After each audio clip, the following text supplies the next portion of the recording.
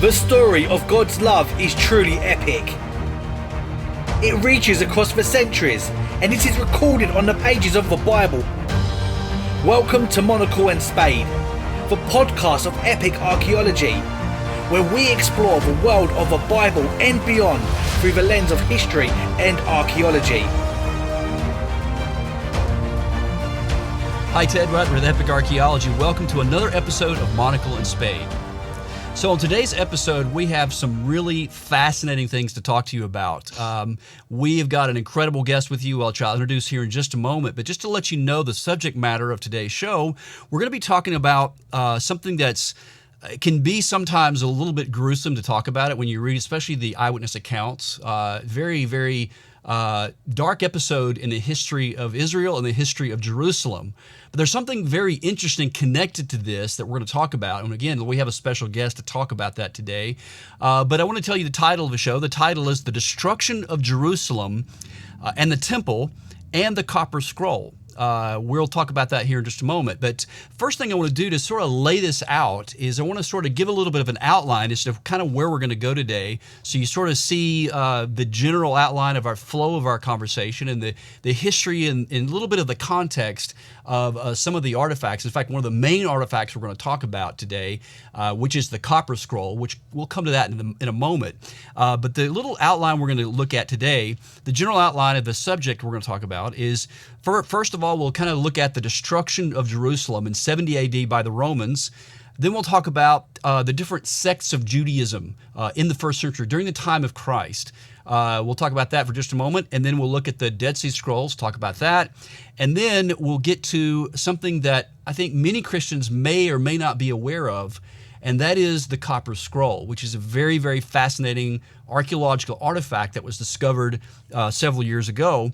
And then finally, I don't want to sound too sensational here, but you got to follow the flow of the argument here, and we're gonna put this in its historical context. Finally, we're going to talk about this question here, and that is this: has some of the temple treasure survived the destruction of the temple? So we're going to get to that here in a moment, but let me go ahead and introduce our guest this today. Our guest is Shelley Neese. Shelley is the Vice President of the Jerusalem Connection International, a nonprofit organization based out of Washington, D.C. TJCI's mission is to inform, educate, and activate support for Israel and the Jewish people. Shelley lived and studied in Israel from 2000 to 2004, where she became a conversant in modern Hebrew and received her MA in Middle Eastern Studies from Ben Gurion University in the Negev. The high point of her studies and first crack at investigative journalism was her master's thesis, which she examined the secret multilateral negotiations ending the 2002 siege of the Church of the Nativity in Bethlehem, which is be a fascinating thing to read. After graduate school, Shelley moved to Boston, where she worked for the Consul General of Israel to New England. She was the first Christian to hold such position. In addition, she worked as a consultant for the Middle East program at Conflict Management Group, a nonprofit organization connected to Harvard Law School that taught negotiation strategy to Israeli and Palestinian leaders. So, Shelley, welcome to the show today. Thanks for having me. Thank you so much for being on. We'll get to you in just a moment, and because you got some really fascinating things. She has a book that she's written and some really fascinating information about this artifact called the Copper Scroll. We'll talk about in just a moment. The first thing that I want to do is kind of lay out and give a little context for what Shelley and I will be discussing today to give some historical background to this. First thing I want to do is just talk about the destruction of the temple in Jerusalem. Perhaps the most famous line in the scripture is in the New Testament, where Jesus, of course, is speaking to his disciples in Matthew chapter 24, verses 1 and 2, in which basically says this: Jesus left the temple and was walking away when his disciples came to him to call his attention to its buildings. In fact, they turned around, they pointed and motioned to the temple in Jerusalem, and Jesus said, "Do you see all these things? Truly I tell you, not one stone will be left upon another. Every one will be thrown down." Which is a very fascinating thing to say, because that actually is a prophecy. What Jesus said actually happened. We actually have archaeological evidence for that. Not only do we have archaeological evidence for that, but we also have historical sources that pretty much say the exact same thing. And so one of the most famous historical sources and writers of the time was a Roman Jewish historian by the name of Flavius Josephus. Now, many Jews at the time believed, and I can understand why they would think this, that Josephus was a traitor because he was actually a Jewish military commander in the Galilee, and the Romans captured him, and then he eventually went over and became a Roman and began to be a sort of, I guess, an intelligence guy for the Romans against the Jews. So he was he actually saw the destruction of Jerusalem and wrote about it extensively in a book called The Wars of the Jews, and it has other different names for it.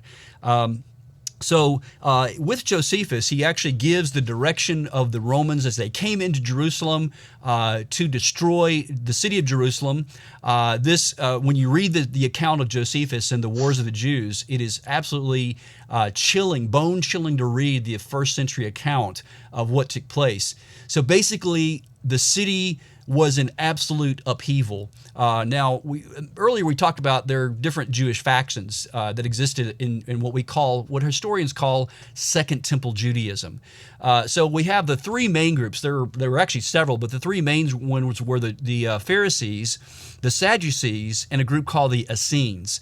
Now, you could also possibly include the Nazarenes or the Nazarites, and then another group called the Jewish Samaritans. In fact, I was in Israel a couple of years ago and went to Mount Gerizim and Mount Ebal, and there's actually still a group. I don't know if they're still there today, but there's still a group of Samaritan Jews that are giving sacrifices on Mount Gerizim, which is where Joshua built the altar, or actually Mount Ebal. Got that confused. It's Mount Ebal where the sacrifices are being given. So in any case, we've got these Jewish sects, and when you read Josephus in his account of the destruction of Jerusalem, they were at each other's throats. This is something that's surprising when you read about the destruction of Jerusalem in the first century, that we typically think that, well, it was just the Romans that were the ones, and they were the ones that came in because there was a lot of unrest but even among the Jews, there were factions between the zealots. There were those who were the zealots and the Pharisees and the Sadducees, those who were pro-Roman, those who were anti-Roman, and all these groups were fighting each other and killing each other in Rome. In fact, I want to read this account here, this very sobering account. There's so many things that Josephus says that are just very sobering when you read about them. But in Book 5 of the Jewish Wars, Josephus says this about what took place there. Inasmuch as many persons who came thither, I don't know if I say that word a lot, thither, with great zeal from the ends of the earth to offer sacrifices at this celebrated place, which was esteemed holy by all mankind, fell down before their own altar themselves and sprinkled that altar, which was venerable among all men, both Greeks and barbarians, with their own blood, till the bodies of strangers were mingled together with those of their own country, and those of profane persons with those of priests. And the blood of all sorts of dead carcasses stood in lakes in the holy courts themselves. The noise also of those that were fighting was incessant, both day and night, but the lamentations of those that mourned exceeded the other. Nor was there any occasion for them to leave their lamentations, because their calamities came perpetually one upon another.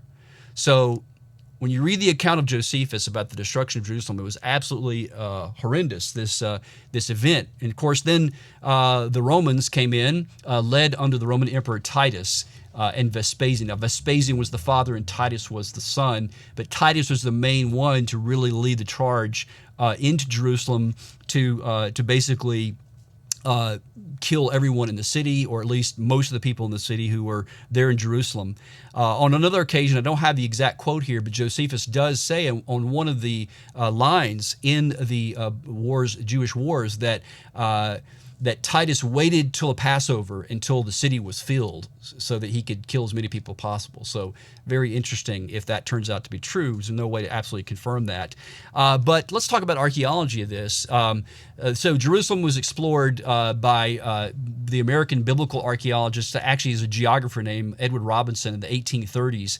And Robinson, of course, measured a lot of things. This was a very early stage in archaeology, and one of the most famous things today when you go to Jerusalem and you see from that era is something called Robinson's Arch. and it's in the south corner. I think it's the southeast corner of the Temple Mount. So at the base of the wall, and you can see an image there on the screen. You can actually see the remnants of the AD 70 destruction by the Romans. These were basically the stones that were pushed down off of the Temple Mount platform, and these huge stones fell down on the pavement stones below, and they literally cracked the pavement stones, which are themselves very large. So this is direct archaeological evidence that what Jesus said in Matthew 24 literally happened. I mean, Titus came in, and then later Hadrian came in and completely cleared it off about 50 or 60 years later, so that there was nothing left, and he built a Roman temple over the Temple Mount. So again, we're talking about something that historically happened, that happened in history, that the temple was there and it was destroyed exactly as Jesus said it was going to be destroyed. So one thing I'll say before we get to we're going to get to the Copper Scroll here in a moment and talk about the Dead Sea Scrolls and how this all figures into this.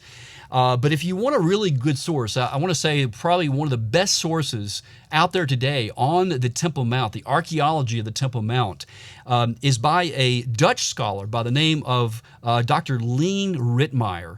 And there is a photograph of Dr. Ritmeyer and his wife, Kathleen.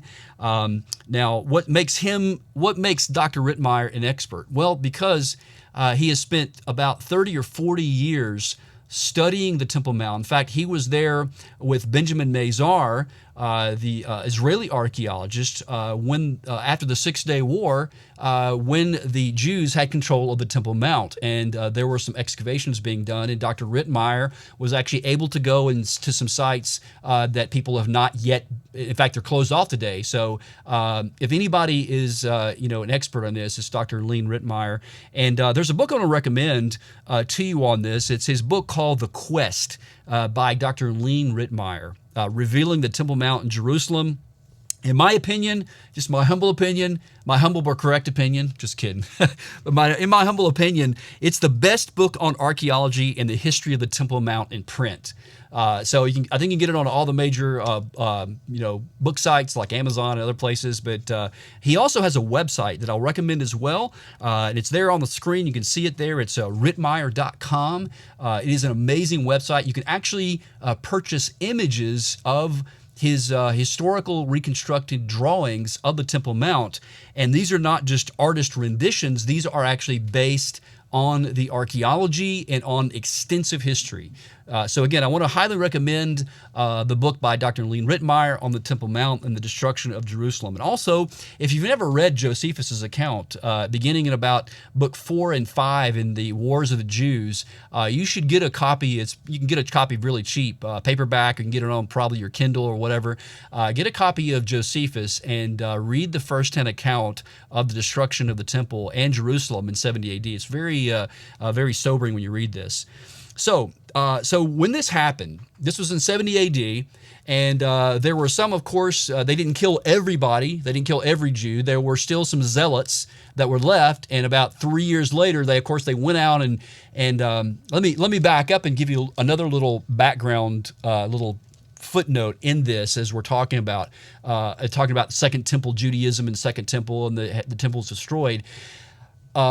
So Herod the Great. Herod is the one to expand the temple platform. Now, he didn't literally build a new temple. He actually expanded on the temple that was already there. It was very small, very likely during the time of the rebuilding of the temple after the Jews came back from Babylonian exile. But he expanded the Temple Mount, and he put gold on it, put gold inside of it, just really lavished it with gold and silver and all kinds of things. Why did he do this? Why did he spend so much money on the Temple Mount? Well, it's an interesting question because it goes back to his days when he was early in his power. Herod was actually an ally of the Roman Mark Antony and Cleopatra. Cleopatra, of course, was Greek, but she was reigning in Egypt from her ancestors, the the Ptolemies, actually, in Egypt. And she was of course, a lover of Mark Antony and Cleopatra. And Herod was their ally. He was on their side. And of course, after the death of Julius Caesar, there was a faction that went either between Octavian or Mark Antony. Of course, in the Battle of Actium in 31 BC, Mark Antony and Cleopatra were defeated by the forces of Octavian and his navy, the Roman navy. So in response to that, Herod knew that he better get on the right side of history and the right side of the Romans. So you can read about this. I believe in Josephus talks about it, and other sources talk about it as well. Herod actually goes to Octavian, and one account that I read says that he took a crown off and he laid it at the feet of Octavian, and he said, for all these years I served Mark Antony and Cleopatra, and now I'm going to serve you. So Octavian said, "Hey, rise up. You're still going to be king of Judah, king of the Jews, and I'm going to give you a city because of your loyalty." And the city that he gave him was the city of the old city of Stratos Tower, that he renamed Caesarea Maritima, or Caesar's city by the sea. So Herod built this huge Roman city and named it in honor of Caesar and made it just beautiful. But the Jews were really angry about this. So in response, he actually goes to the temple and expands the temple platform and wanted to make it more beautiful than even Solomon himself. And that was the temple that was destroyed. So not only that, because he did this, Herod he built fortresses all throughout Roman Judea, and many of them still exist today. One of the most famous one is at Masada, which you can go in the Dead Sea, and there's an interesting site we'll talk about in a moment that's really close there. But the other one was Machaerus, and there's Herodium, which is actually where Herod was buried, and where Ehud Netzer, the Israeli archaeologist, discovered Herod's sarcophagus. And just last year, and we put this on Epic Archaeology, now it was discovered in 1967, but it wasn't until last year until a scholar actually read it, but they actually found the signet ring of Pontius Pilate at Herodium, which is just incredible.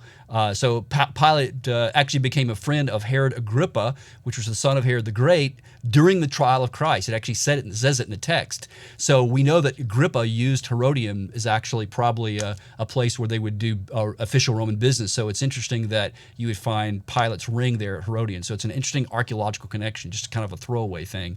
But in any case, so the Jews go, they're angry, and they take control of some of these fortresses that Herod builds. And one of them, the most famous one, is at Masada, in which in 73 AD, the Romans finally go to Masada. They surround it. They build a siege ramp up to the site. And when they get there, the Jews had committed mass suicide. So reason why am I going into all this detail? Because what I want you to see, what I want you to understand, is that I want you to understand that the people living at the time, this was apocalyptic times. In fact, many of the Jews believed that they were living in the end of days, and for them, it was the end of days because of the incredible death and all the war and all the bloodshed that was going on.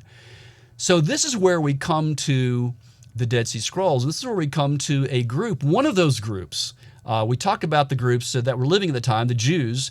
There were the Pharisees and the Sadducees, and for the most part, the Pharisees and the Sadducees were pro-Roman. I mean, they were put there, and they liked to have their power, and they liked to have their wealth, and they were pretty much in the back pocket of the Romans. But there were another group called the Essenes, and according to many historical sources and some of the Dead Sea Scrolls, the Manual of Discipline that was found in the Dead Sea, some scholars have connected the Essenes with the Dead Sea Scrolls. So the Dead Sea Scrolls were discovered in 1947, 1948. There at Wadi Qumran, which is, the word wadi is the Arabic word which means a dry riverbed.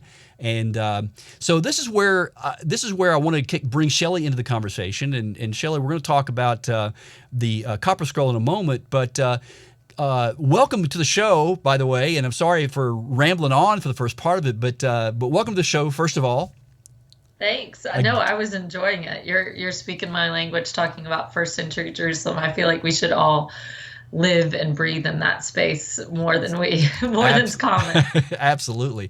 So, Shelley, tell the listeners kind of, you're a great communicator. And by the way, Shelley, not only I read her biography earlier, but she is the author of this book, and I want to go ahead and bring it up now, called The Copper Scroll Project. right here, and we'll talk about the book and the thesis in the book here in just a moment. But let's put the copper scroll in the context. So, Shelley, let's start out and just talk about the the Dead Sea Scrolls first of all. When were they discovered? What was their significance, and how are they connected to the Essenes, if they are at all? Right. Well, so right. You really set that up in terms of the Pharisees, Sadducees, and Essenes, but I think it is so important because, Jesus is speaking to these, whether or not you're Christian or Jewish, this was rabbinic Judaism was born during this period. That's right. Christianity's in utero, and it's coming during just this seismic wave. I mean, I always think about it in terms of that these were the birth bangs, that these were the times that Judaism would have to reinvent itself. 30% of the Torah wouldn't be able to be followed anymore without a temple. And so what would that mean for them?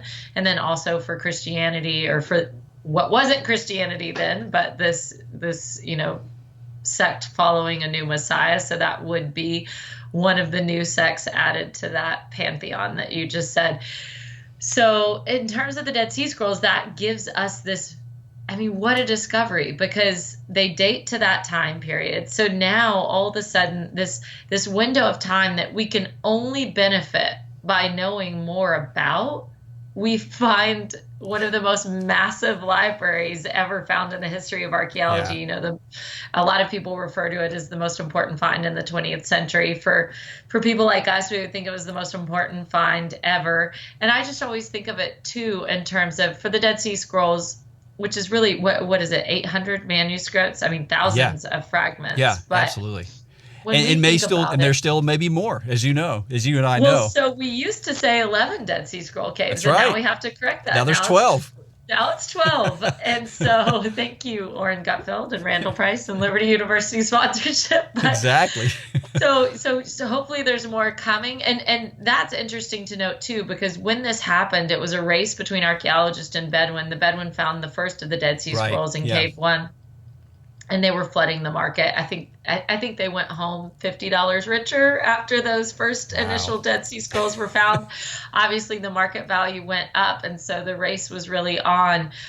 But a lot of those caves were investigated for scrolls, but they weren't to see if they were scroll library caves, but they weren't really excavated in terms of what to be a true excavation, to really dig down to bedrock or dig down to the last level of habitation. Exactly. So we're still finding out a lot more about that area. And I really don't think that anyone is hurt by sticking a shovel in the ground in the Judean desert. It's only...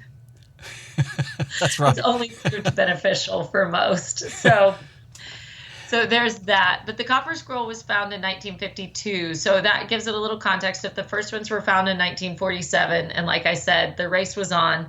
Yep. And it was actually a team of archaeologists that found Cave 3, which was the cave that had the copper scroll. It would have been a really lucrative cave, just like Cave 4, which is the most famous of all the Dead Sea Scroll caves, that was found by Bedouin right under the archaeologists' noses, who were excavating at Qumran at that point.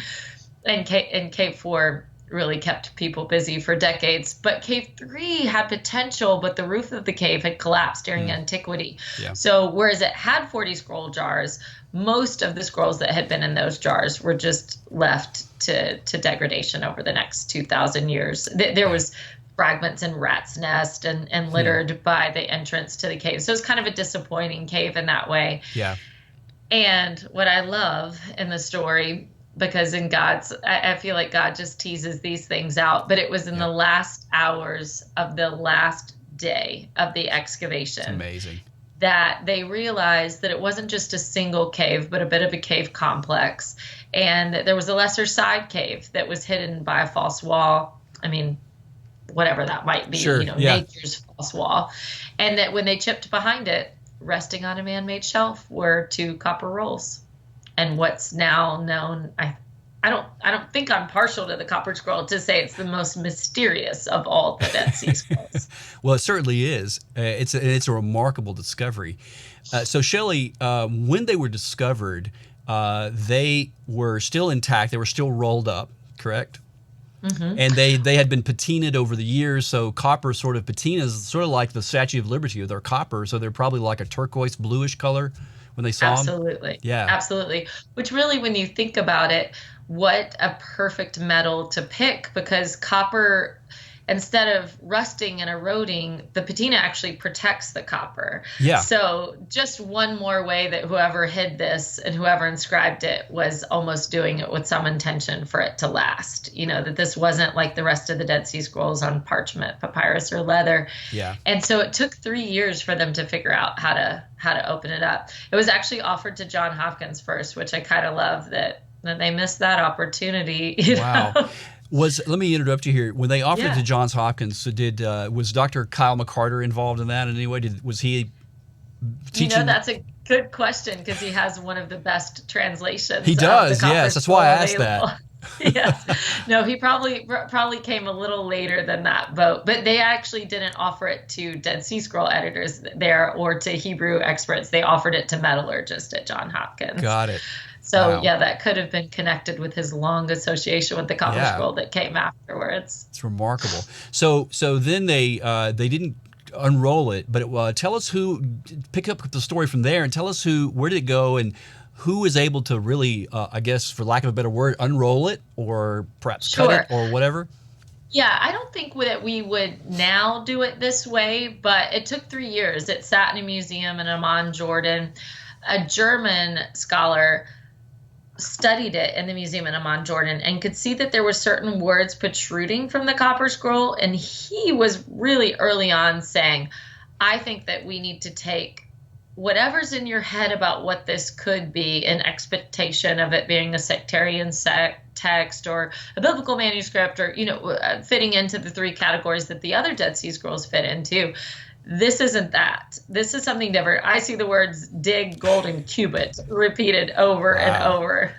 But it was John Allegro that actually championed the copper scroll and just couldn't shake it out of his head. I mean, I get it. Look, they were an overwhelmed, overworked team of international Dead Sea Scroll scholars, and Jews weren't allowed on that team because this was Jordan pre-1967. So pretty limited in terms of the team offering. Mm-hmm. So I get that they're just being flooded with already opened manuscripts from the black market, and they don't have time for the copper scroll. Exactly. But it was John Allegro who took it to his alma mater, to Manchester University, and founded a man named Henry Wright Baker, who was just College of Engineering, but he actually was a believer. And he had faith, guts, and skill. And he made this really crude contraption that, makes me nauseous to look at now and think that it was going to handle the copper scroll.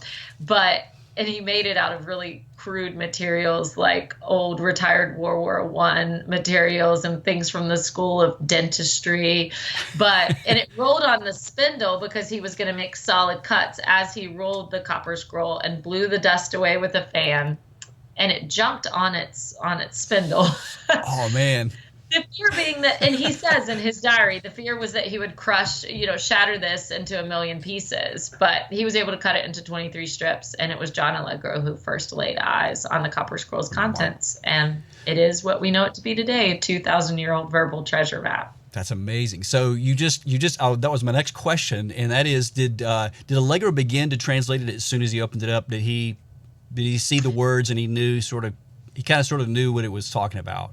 He did because he was there available and super excited about the copper scroll. He fires off a letter to the Dead Sea Scroll editors saying, these scrolls are red hot. Get your shovels. We're going on a treasure hunt kind of thing. Everything that they hated and that their temperaments were not the same as Allegro's temperament. But it was actually Joseph Millick, who was probably, I think a lot of people would think, was the most talented of all of the Dead Sea Scroll editors.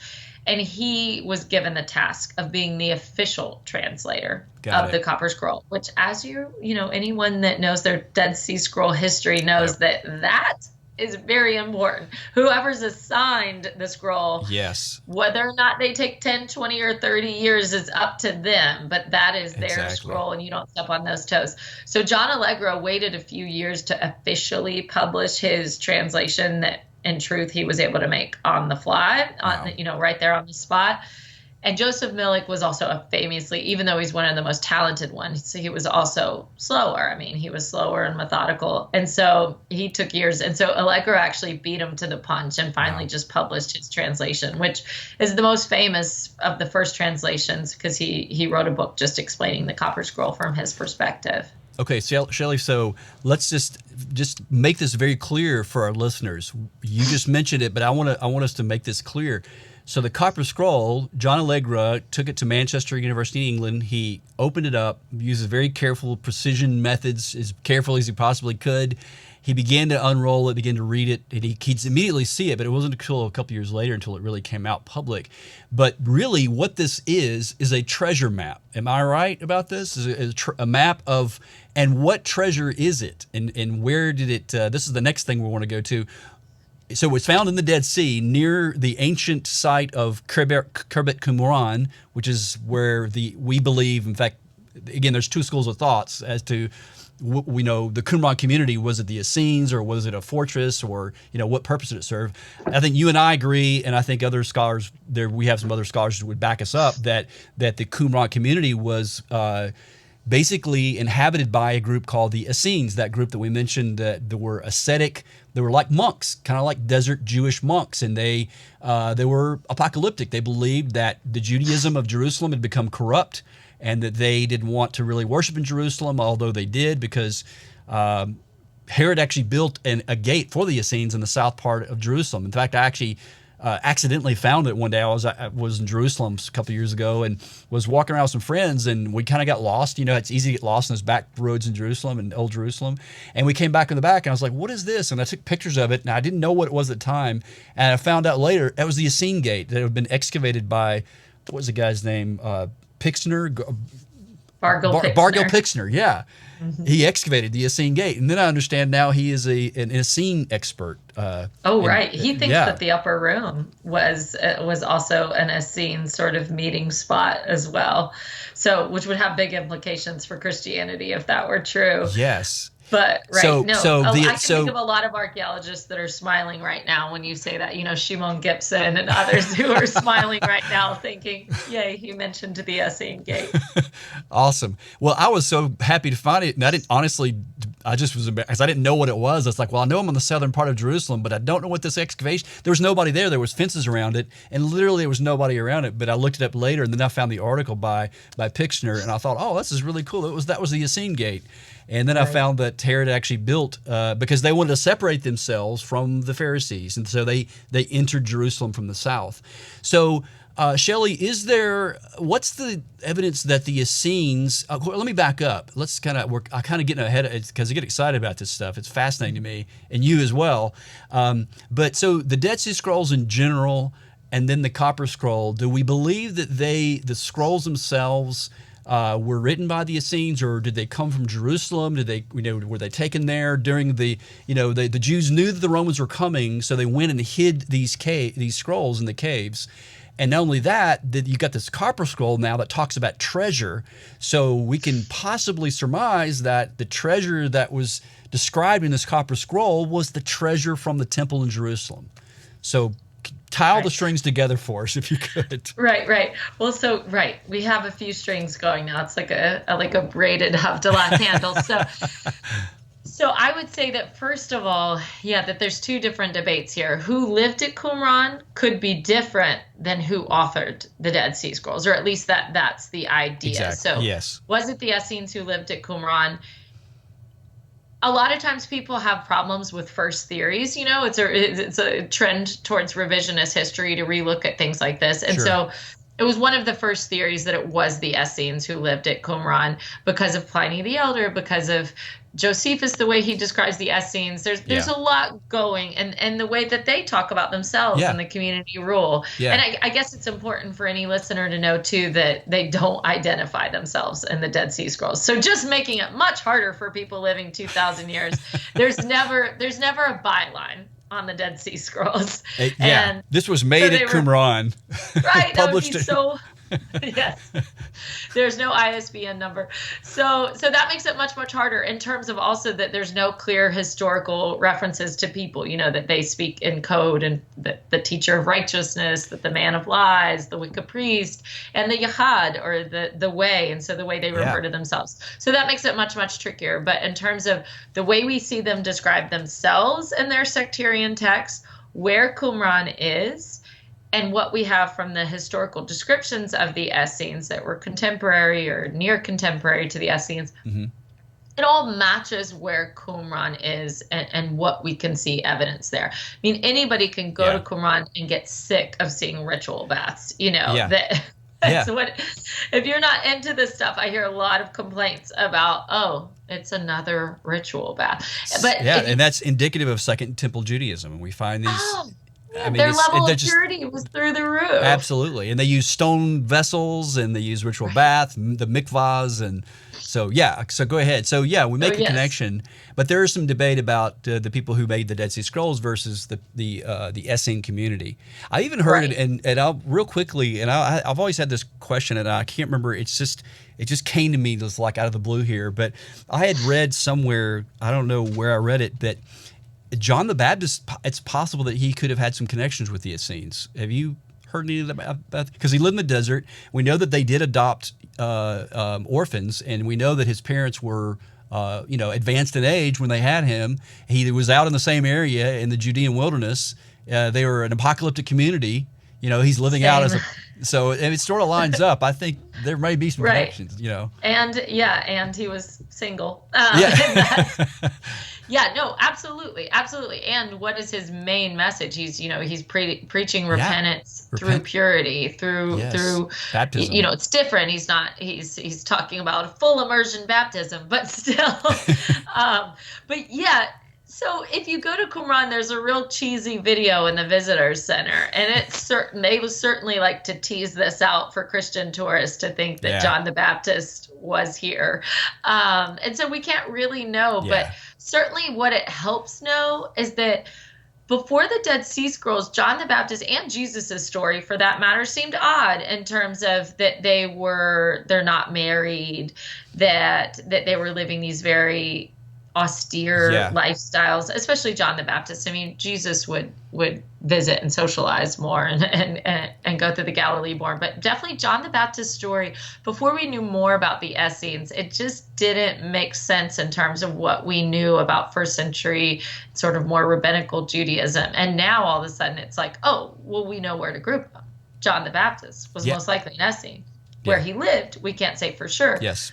But he seems like a desert dweller. It's impossible to know for sure. That's what I tell my students is nothing in archaeology is 100%. So, and this is not even an archaeological question. This is really more of a historical question. So it's based on inferences and historical references, and so there's no way to know for sure. But I guess we'll find out one day.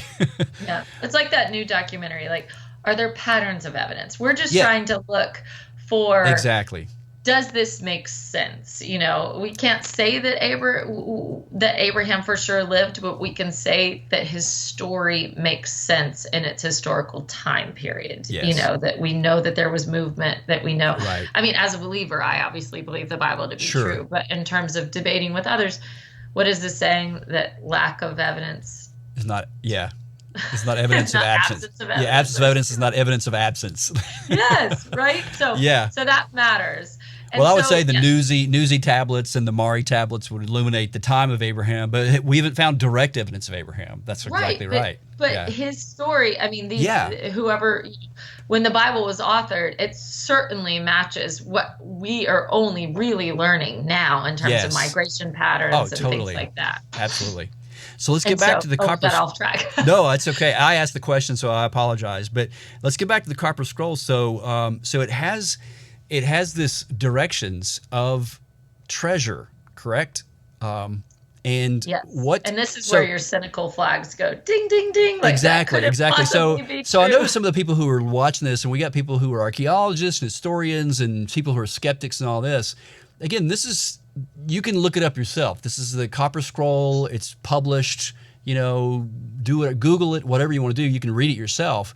But Shelley, tell for the listeners Give us a sort of a Cliff Notes version of what is it saying? What are some of the things it's saying that are buried or hidden? Right. So first of all, it's written it's one of the most boring of all. If it wasn't a verbal treasure map, it's not literary either. It's technically a list. Yeah.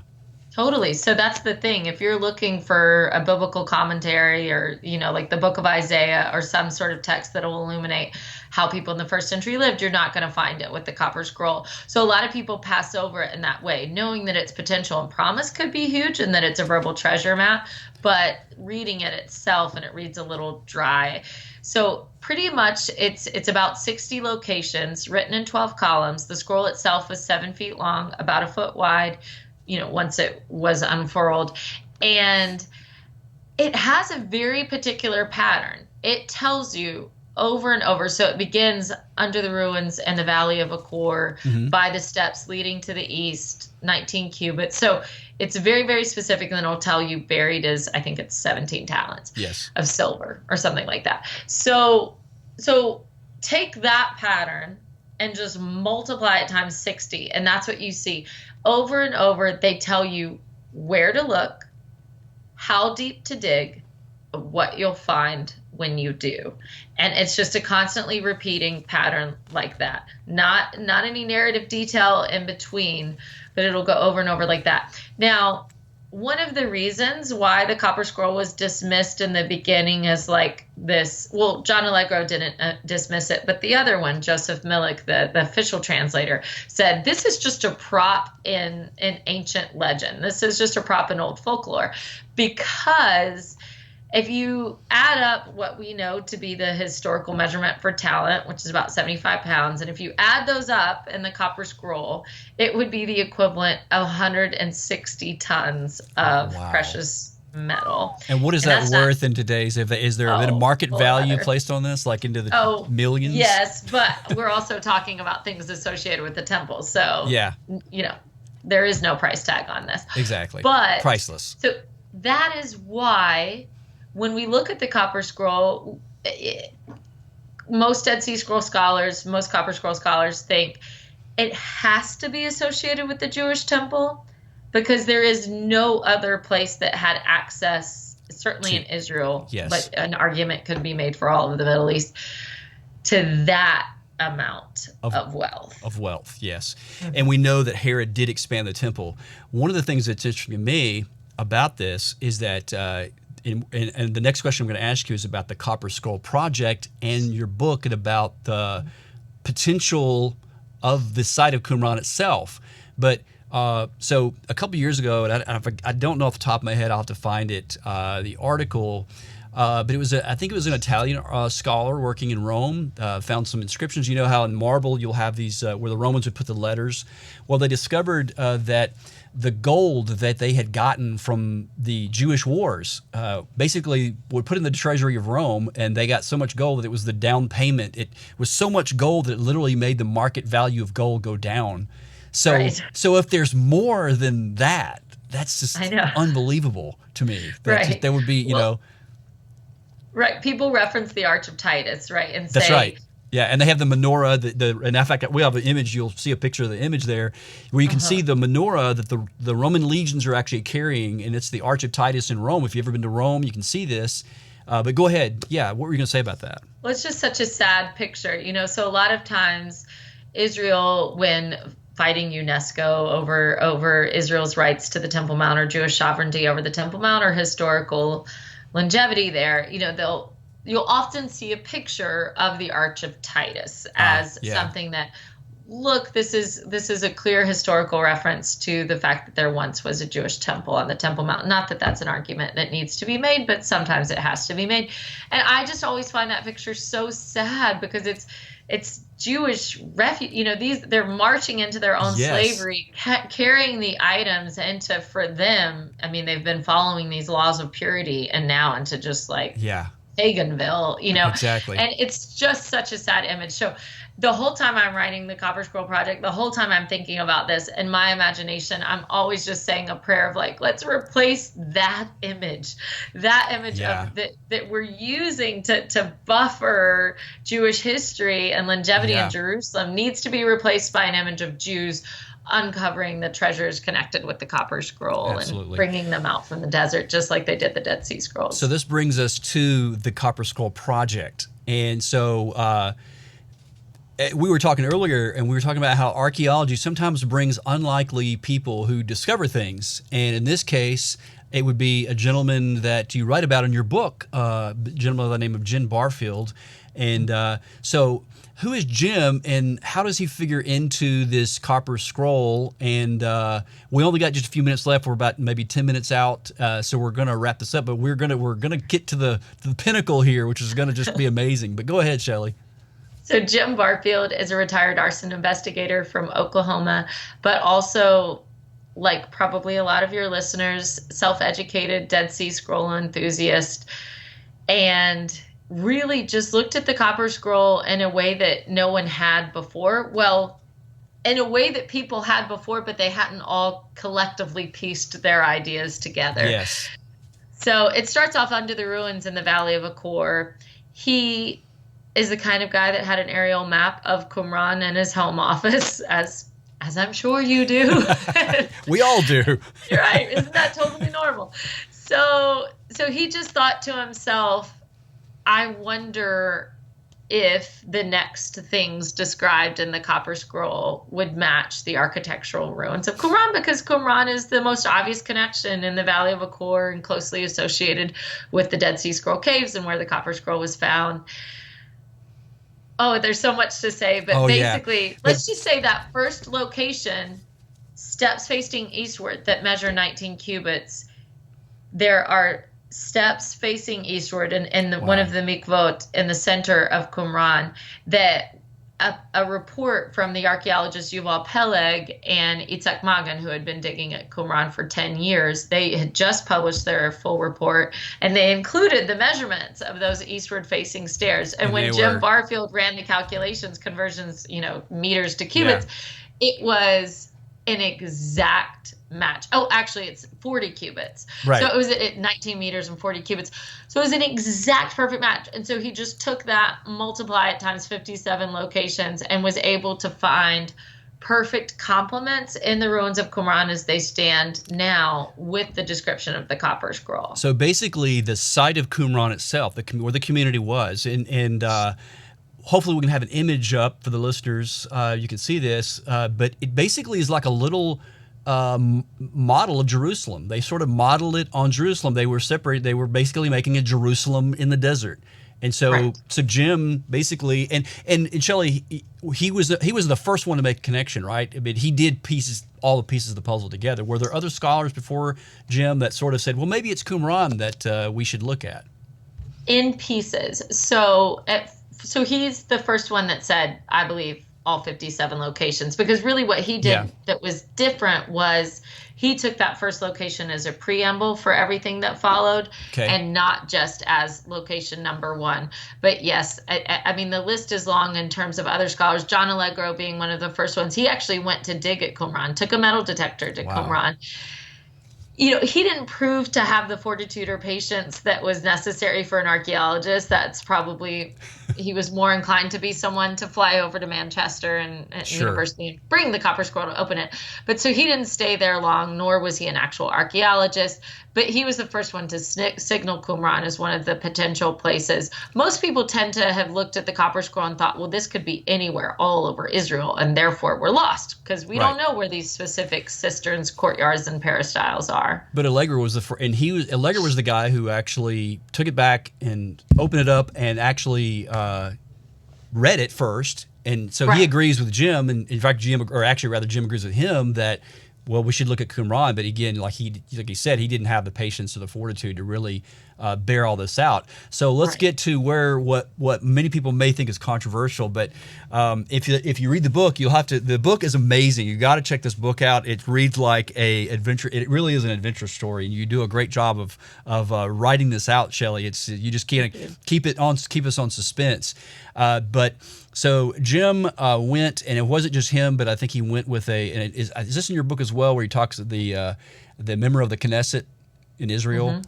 So they go to Qumran and they do some metal detecting test just to see if there may be something there. They're not digging; they're actually going to see if there's anything down below the surface. And you were using what's called non-ferrous metal detectors, right? So these are metal detectors that detect gold and silver.